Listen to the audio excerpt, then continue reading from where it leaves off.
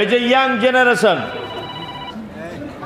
যে মোবাইলের মাধ্যমে বা ডাইরেক্টলি যে সমস্ত প্রেম ভালোবাসা জেনা ব্যভিচারে লিপ্ত হচ্ছে, অবিবাহিত ছেলে মেয়ে হলে 100 বেত্তারাঘাত মারতে হবে, তাকে 100 চাবুকের বাড়ি দিতে হবে, আর দুজনকে বিচ্ছেদ করে দিতে হবে। আচ্ছা, কেউ যদি কোনো ছেলে বা কোনো মেয়ে প্রেম ভালোবাসায় জড়িয়ে যায়, আর গ্রামের মোড়ল গ্রাম্যভাবে যদি এই নিয়ম যদি হয় যে 100 চাবুকের বাড়ি মারতে হবে, তাহলে বলুন তো 100 চাবুকের বাড়ি মারলে তার পিঠের চামড়া থাকবে বলে মনে হয়? তাহলে এই প্রেম নামক অবৈধ সম্পর্কটা সমাজে থাকতো? এই সাজা যদি দেওয়া যেত? থাকতো না। এটা হচ্ছে ঔষধ, এটা হচ্ছে কি ঔষধ। আর হুজুর ব্যাখ্যা করছেন অনুনাজ্জিলু মিনাল কোরআন মা হুয়া শিফা, আল্লাহ তাবিজ দিতে বলেছে, এটা হুজুর ব্যাখ্যা করছে। আপনি অবাক হয়ে যাবেন।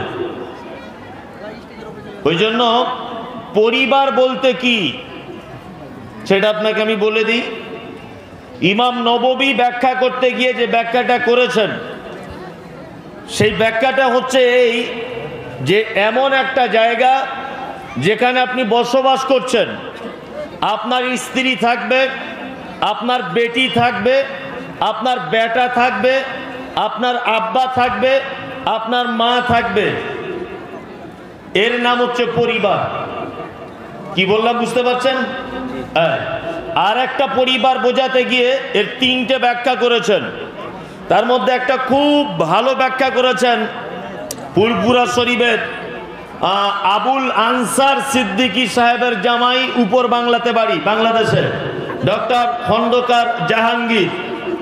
উনি এর ব্যাখ্যা করতে গিয়ে বলেছেন যে পরিবার বলতে একজন মসজিদের ইমাম, ওনার অধীনস্থে যত মানুষ আছেন ওনার মহল্লাতে, এটা হচ্ছে ওনার পরিবারের আওতার ভিতরে। আপনাদের মাদ্রাসার যিনি হেড মুদাররিস, এই আরো যত সহকারী শিক্ষকগণ রয়েছেন, এই সহকারী শিক্ষক এবং ছাত্রদেরকে জাহান্নাম থেকে বাঁচাতে হবে ওনাকে, এই দায়িত্ব আল্লাহ ওনাকেই দিয়েছেন। এটাও একটা পরিবার। ওই জন্য এক কথাতে বোঝা যায় যে আমরা নিজে জাহান্নাম থেকে বাঁচবো এবং আমার পরিবারকে জাহান্নাম থেকে কি করব? বাঁচাবো। এইবার আপনাকে একটা কথা বলি, অনেক মানুষ আছে তাদের এটা দাবি যে আমি জাহান্নামে যাব, তোর বাপের কি, তুই কি আমার কবরে যাবি? এটা বলে কি বলে না? বলে না? এদের সাইজ করতে গেলে একটা জিনিস করতে হবে। কি করতে হবে? এরা সমাজের সব থেকে বড় বদমাইশ যারা এই ভাষাগুলো বলে। 1 বস্তা আলু কিনেছেন বাজার থেকে 1200 থেকে 1500 টাকা দাম। 1 বস্তা আলুর ভিতরে একটা আলু ভিতরে পচে আছে। আচ্ছা বলুন তো, সব ভালো আলুগুলো মিলে ওই পচা আলুটাকে বাঁচাতে পারবে, সুস্থ করতে পারবে? পারবে না। বরং কি করবে, ওই পচা আলুটার আবার এত পাওয়ার, ও আরো যে 200-500 ভালো আলু আছে, এই আলুগুলোকে ও পচিয়ে দিয়ে ছাড়বে। ঠিক বললাম না ভুল বললাম? তার মানে এই পচা মালগুলোকে সমাজে যারা এই সমস্ত কথা বলছে, আমি মরে যাব, মৌলী সাহেব তুমি কি আমার কবরে যাবে, এদেরকে গাছে বেঁধে জল বিচুতি লাগিয়ে দিতে হবে, এছাড়ার উপায় নেই। কি আশ্চর্য ব্যাপার। আপনাকে আর একটা কথা বলে দিই, ধরে নেন এটা একটা পুকুর, আমি অনেক কোরআন হাদিস বলবো, আপনি চুপচাপ মেরে বসুন। এটা একটা পুকুর, পুকুরে 10 জনার অংশ আছে। কজনার? 10 জনার। এখন আমারও অংশ আছে, মৌলানারও অংশ আছে, আরো এখানে যারা আছে সবার অংশ আছে পুকুরটায়। তা আমার বাড়ির সামনে একটা মরা কুকুর পড়েছে, মরা কুকুর। এখন ইনি বলছেন মমতাজুল ভাই কুকুরটাকে তুলে দেন, তাছাড়া পানিটা খারাপ হচ্ছে। তখন আমি বলছি যে আমার বাড়ির সামনে পড়েছে, তোর বাপের কি, তোর বাবার কি? আমার বাড়ির সামনে আমার পুকুরে আমার অংশ আছে। আচ্ছা বলুন তো দেখি, এই কথাটা আমি ঠিক বললাম না একেবারে ভুল বললাম? একেবারে ভুল। তাহলে সমস্ত অংশীদার মিলে কি করতে হবে? আমার বিরুদ্ধে কড়া পদক্ষেপ নিয়ে প্রয়োজনে প্রশাসনিক সহযোগিতাকে সাপোর্ট নিয়ে মরা কুকুরটাকে অবিলম্বে ওই পুকুর থেকে তুলে ফেলে দিতে হবে। তাছাড়া কিন্তু গোটা পুকুরের পানি খারাপ হবে। ওই জন্য আমি আপনাকে বারবার বলছি, যারা দেখবেন সমাজে বিশৃঙ্খলা সৃষ্টি করছে, হ্যাঁ, নামাজ পড়বো না তোর বাপের কি, আমি নিজের টাকায় নিজে খাই, বারবার যারা এই সমস্ত কথাবার্তা বলছে, গ্রাম্যভাবে এদের বিরুদ্ধে কড়া পদক্ষেপ নেওয়া উচিত। এরা সমাজের সব থেকে বড় ক্ষতি করছে। তাহলে পরিবার বুঝে গেলেন। এইবার আপনাকে বলবো, পরিবারকে বাঁচাতে হবে কোথা থেকে? জাহান্নাম থেকে, তাই তো? এবার আপনাকে একটা দুনিয়াবি কথা আবার বলে বোঝানোর চেষ্টা করছি।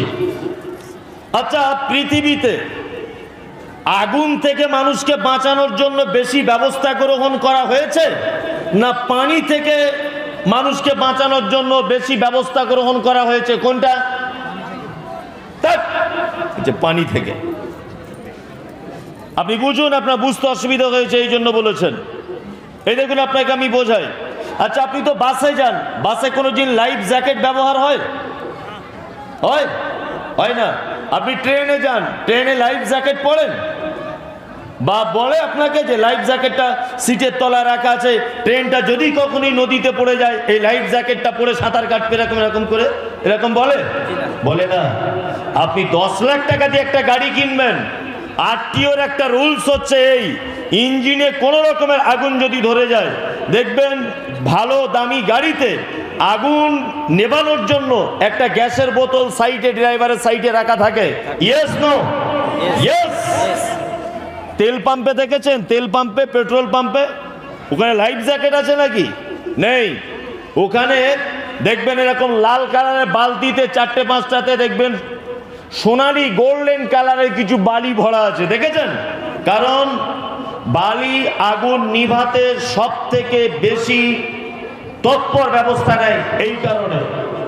আর একটা গোপন তথ্য বলে দিই, প্রত্যেক পেট্রোল পাম্পে দেখবেন এক সাইডে মাটির তলাতে ইলেকট্রিক সিস্টেমে এক জায়গাতে পানি গরম করার মেশিন বসানো আছে।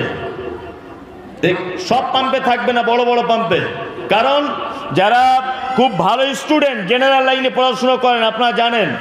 আচ্ছা বলুন তো, এই জায়গাটা আগুন লেগেছে, এই জায়গার আগুনটা নেভানোর জন্য ঠান্ডা পানি দিলে তাড়াতাড়ি নিভে যাবে, না গরম পানি দিলে তাড়াতাড়ি নিভে যাবে? কোনটা?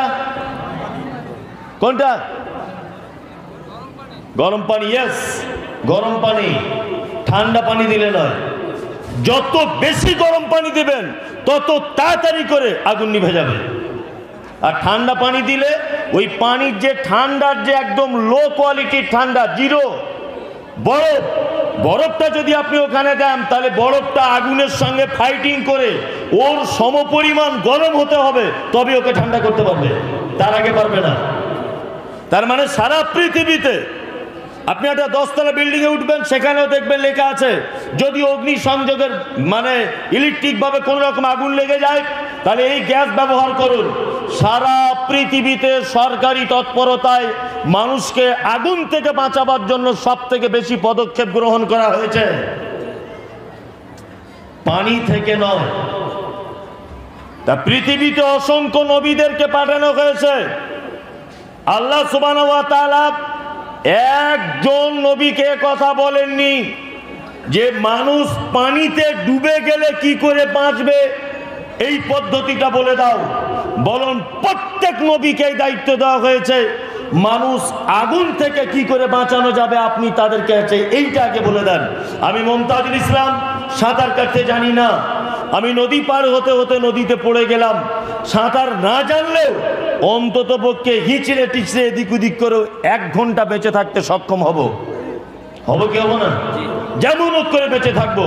আপনি একজন বিশাল ক্ষমতাবান মানুষ, আপনাকে যদি 30 সেকেন্ডের জন্য একটা আগুনের ঘরের ভিতরে ঢুকিয়ে দেওয়া হয়, আপনি কোন পদ্ধতিতে কোন ক্ষমতার বিনিময়ে আপনি বাঁচতে পারবেন?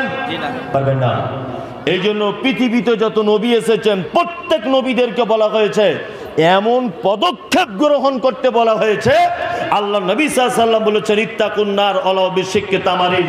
শোনো, তোমরা জাহান্নাম থেকে কোনো উপায় যদি না পাও বাঁচার, শেষ উপায় বলে দিলাম, তোমরা যে খাজুরটা খাও ওই খাজুরের আঁটিটাও আল্লাহর রাস্তায় দান করে দিয়ে হলেও তোমরা জাহান্নামের আগুন থেকে বাঁচো। এটা হাদিস আছে না নেই? আছে। জাহান্নাম থেকে কোনো রকম যদি বাঁচার রাস্তা না হয়, শেষ উপায়, শেষ পদক্ষেপ, মুহাম্মদ সাল্লাল্লাহু আলাইহি ওয়াসাল্লাম বলেছেন, খাজুর খাওয়ার পরে যে আঁটিটা অবশিষ্ট থাকে ওটা কাউকে দান করো, তার বিনিময়ে জাহান্নাম থেকে বাঁচো। তার মানে বুঝতে পারছেন জাহান্নাম কি জিনিস।